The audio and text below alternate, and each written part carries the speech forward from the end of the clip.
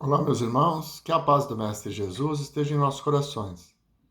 Vamos continuar o estudo do Livro dos Espíritos, agora nas conclusões. Então, a conclusão número 4. Vamos lá?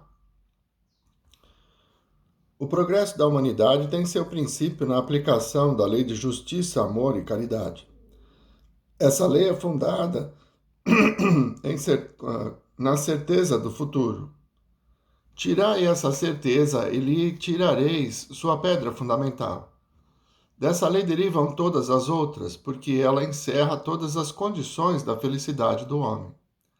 Só ela pode curar as chagas da sociedade e, pela comparação das idades e dos povos, se pode julgar o quanto melhora a condição do homem à medida que essa lei vai sendo mais bem compreendida e melhor praticada. Ora, se uma aplicação parcial e incompleta desta lei já produz tanto bem, o que não conseguirá o homem quando fizer dela a base de todas as suas instituições sociais? Isso é possível. Sim, porque se ele já deu 10 passos, pode dar 20 assim por diante. Pode-se, pois, julgar o futuro com base no passado. Já vemos que as antipatias entre os povos se extinguem pouco a pouco. Diminuem as barreiras que os separavam diante da civilização. Eles se estendem as mãos de um extremo a outro do mundo. Há mais justiça presidindo a elaboração das leis internacionais. As guerras se tornam cada vez mais raras e não excluem o sentimento de humanidade. Estabelece-se a uniformidade das relações sociais. Apagam-se as distinções de raças e de castas, e os homens que professam crenças diferentes fazem calar os preconceitos sectários, para se confundirem na adoração de um único Deus. Referimos-nos aos povos que marcham à frente da civilização. Mesmo considerando todos esses aspectos, ainda estamos longe da perfeição, e inúmeras são as ruínas que ainda devemos abater, até que não restem mais vestígios da barbárie. Mas poderão essas ruínas prevalecer contra a força irresistível do progresso, contra essa força viva que é, ao mesmo tempo, uma lei da natureza? Se a geração atual é mais adiantada do que a anterior, por que a que nos sucederá não seria mais adiantada que a nossa? Ela o será pela força das coisas.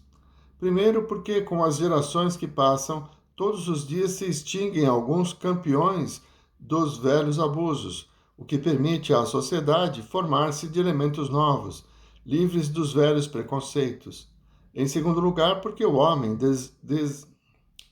desejando o progresso, estuda os obstáculos e se empenha em removê-los.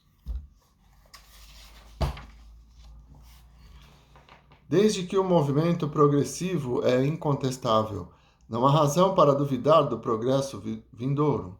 O homem quer ser feliz e é natural esse desejo. Ora, ele só busca o progresso para aumentar a soma da sua felicidade, sem o que o progresso não teria qualquer objetivo. De que lhe adiantaria esse progresso se não servisse para melhorar a sua posição? Quando, porém, o homem conseguir a soma de gozos que o progresso intelectual lhe pode proporcionar, dar-se-á conta de que sua felicidade não está completa.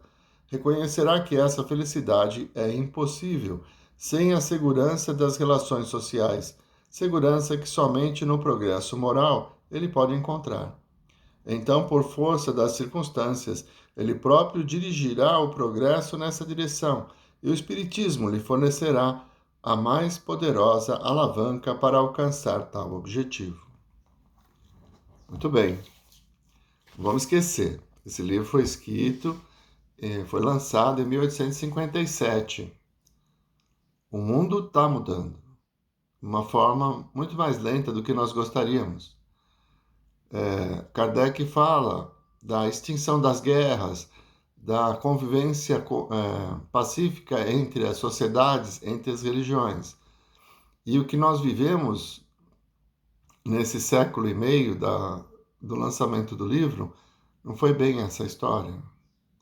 Tivemos uma guerra mundial no princípio do século XX, tivemos outra guerra mundial em meados do século XX, então 1918, 1930, 35, e vemos a consolidação do materialismo como propulsora das sociedades.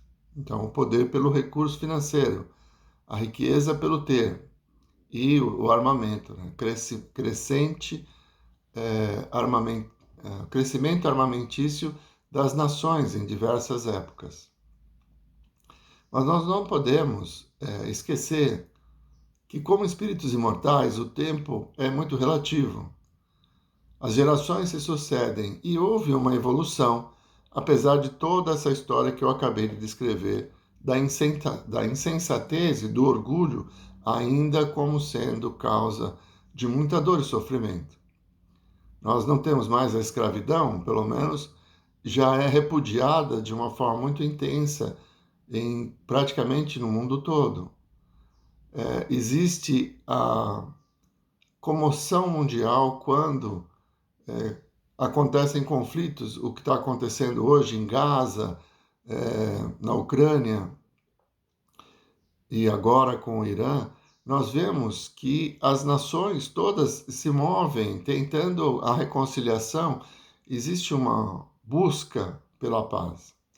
Então, essa evolução que Kardec se refere nessa conclusão, ela se dará, mas de uma forma um pouco mais gradativa, porque nós somos teimosos ainda. Ainda vivemos sob o domínio das paixões e, ao longo das reencarnações, nós percebemos que alguns espíritos vão retornar e outros não. É o processo da transição planetária que vem sendo difundida dentro da doutrina espírita já há alguns anos. Digamos que hoje nós vivemos uns momentos derradeiros, né? Os trabalhadores da última hora, como está na parábola do Cristo, em que há a oportunidade do trabalho. Fomos todos convidados para o festim de núpcias, como também está em outra parábola do Cristo, mas nem todos estão com a túnica nupcial. Mas o convite está feito, e é o sofrer, o choro e o ranger de dentes, como foi descrito naquela parábola, que vai nos transformando. Então é necessário que tenhamos bons olhos, a confiança de que Deus está no comando e apesar da destruição que está ocorrendo no mundo nos nossos dias, ter a confiança que é o processo de transformação. São espíritos que vêm pela última vez e têm a oportunidade de aprender através da dor, através no combate às próprias más tendências, que, como temos todos livre-arbítrio, podemos sucumbir diante das escolhas. E é o que vemos dentro da nossa sociedade, com as drogas, a violência urbana e também no mundo como um todo, onde muitas nações estão em guerra. Não percamos a esperança. Deus está no comando. Ele sabe o que é preciso para que aprendamos todas as lições. E como disse Jesus, nenhuma ovelha ficará fora do aprisco. Todos, sem exceção, terão a oportunidade de encontrar o caminho da paz, de encontrar a harmonia íntima, com a consciência tranquila de termos feito o melhor ao nosso alcance, principalmente em relação à lei maior, que é o desenvolvimento do amor entre os seres, que não é o amor entre duas pessoas, mas a compreensão e aceitação de todos aqueles que convivem conosco, estejam eles no estágio em que estiverem. Então, a fraternidade, a piedade, a misericórdia devem ser as ferramentas que nós precisamos hoje para conviver com tantas diferenças e ter a paz de espírito de estar no caminho, que consciente de que somos espíritos imortais, sabemos que amanhã tudo ficará melhor, porque é isso que Deus espera de nós. Muito bem, vamos encerrando por aqui. Na semana que vem, conclusão número 5. Vamos à prece? Mestre Jesus, rogamos, Senhor, as vossas bênçãos, para que todos tenhamos a confiança e a fé necessárias para compreender esse momento da nossa existência, da nossa humanidade. Que caminhemos firmes na certeza de que estás conosco e que pouco a pouco cada um dos corações que aqui vivem sentirão a vossa presença, o vosso amor. Muito obrigado, Senhor. Muito obrigado, meus irmãos. Uma boa semana a todos.